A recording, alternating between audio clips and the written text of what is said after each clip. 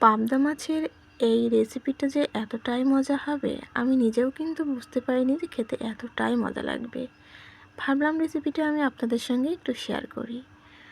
তো রেসিপিটা বানানোর জন্য প্রথমে আমি এখানে 8 পিস পাবদা মাছ নিয়ে নিয়েছি। একটু বড় সাইজের পাবদা মাছগুলোই নিয়ে নিয়েছি। মাছগুলোকে কেটে ধুয়ে সুন্দর করে পরিষ্কার করে নিয়েছি। আর মাছগুলোকে এখন আমি হালকা করে ভেজে নেব। আর তার জন্য দিয়ে দিচ্ছি সামান্য পরিমাণ লবণ, সামান্য পরিমাণ হলুদ গুঁড়ো, লাল মরিচের গুঁড়ো দিয়ে দিয়েছি সামান্য পরিমাণ। তার সাথে আমি অ্যাড করছি সর্ষের তেল। সর্ষের তেলটা দিলে মাছটা লেগে যায় না, এই জন্য একটু সর্ষের তেলটা ব্যবহার করলাম। সব কিছু এখন খুব সুন্দরভাবে হাত দিয়ে মেখে নিচ্ছি। অবশ্যই মাছটা মেখে কিছুক্ষণ রেখে দিলে ভালো রেজাল্ট পাওয়া যায়। হাতে সময় কম থাকলে না রাখলেও চলবে। তো খুব সুন্দর করে মাছটাকে মেখে নিচ্ছি মশলাগুলো দিয়ে। মাছগুলোকে আমার মাখা হয়ে গেছে। ব্যাস, আমি কিছুক্ষণের জন্য একটু রেখে দেব। মাছগুলোকে প্রায় 15 মিনিট রেখে দিয়েছিলাম। এখন আমি কড়াই দিয়ে দিয়েছি চুলাইতে। আমি মাছগুলোকে সর্ষের তেলে রান্না করব। সর্ষের তেল দিয়ে দিয়েছি। মাছগুলোকে একে একে দিয়ে সুন্দর করে মাছগুলোকে ভেজে নেব। খুব বেশি ভাজার প্রয়োজন নেই, যেহেতু এই মাছ না ভেজেও রান্না করা যায়। ভাজলে একটু টেস্ট আমার কাছে বেশি লাগে, আমি একটু ভেজেই নিলাম। মাছগুলোকে ভাজা হয়ে গেছে, উঠিয়ে নিচ্ছি। বাকি যে মাছগুলো ছিল সেই মাছগুলোকে আমি একইভাবে ভেজে নিচ্ছি।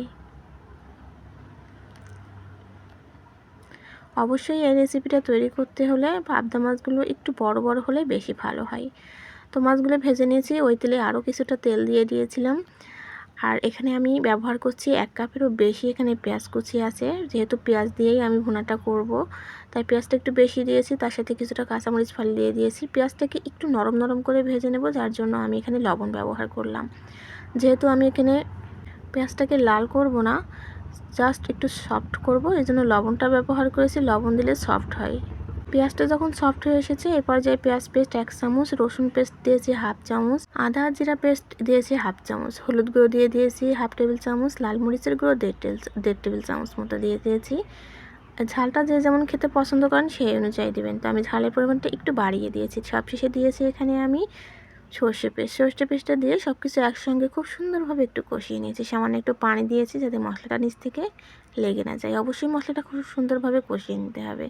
খুব সুন্দরভাবে কষিয়ে নিয়েছি। 1 টেবিল চামচ মতো মাছের মশলা ব্যবহার করলাম। সব কিছু একসঙ্গে খুব ভালোভাবে মিশিয়ে নিয়েছি। এই পর্যায়ে আমি ঝোলের পানিটা ব্যবহার করছি। আমার কষানো হয়ে গেছে।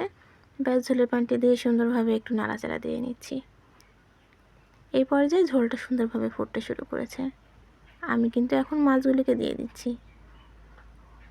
সমস্ত মাছগুলোকে দিয়ে দিয়েছি। খুব সুন্দরভাবে ফুটতেও শুরু করেছে। ঝোলটা অনেকটাই কমে এসেছে। আমি একটু ঝোল রাখবো, যেহেতু বাসার সবাই মিলে খেতে হবে। ঝোলটা যে যেমন খেতে পছন্দ করেন সেই অনুযায়ী রাখতে পারেন। এই পর্যায়ে আমি একটা টমেটো দিয়ে দিচ্ছি, পাকা টমেটো। ব্যাস, হয়ে গেছে আমার পাবদা মাছ ভুনা। এখান থেকে আমার ভিডিওটায় একটু সমস্যা দেখা দিয়েছিল। আমার ফোনটা খুবই সমস্যা করেছিল, যার জন্য বাকি অংশটুকু আমি আপনাদের দেখাতে পাইনি। একদম সবশেষে চলে এসেছি। আমি কিছুটা ভাত নিয়ে আর পাবদা মাছটা ভুনা করলাম, সেটা একটু খেয়ে আপনাদের সঙ্গে শেয়ার করি। খেতে কিন্তু অসম্ভব মজার হয়েছিল। যদি ভালো লাগে বাসায় একবার ট্রাই করে দেখতে পারেন। আশা করি সবার ভালো লাগবে। আর কেমন লাগলো অবশ্যই লাইক ও কমেন্টসের মাধ্যমে কিন্তু জানিয়ে দিতে ভুলবেন না।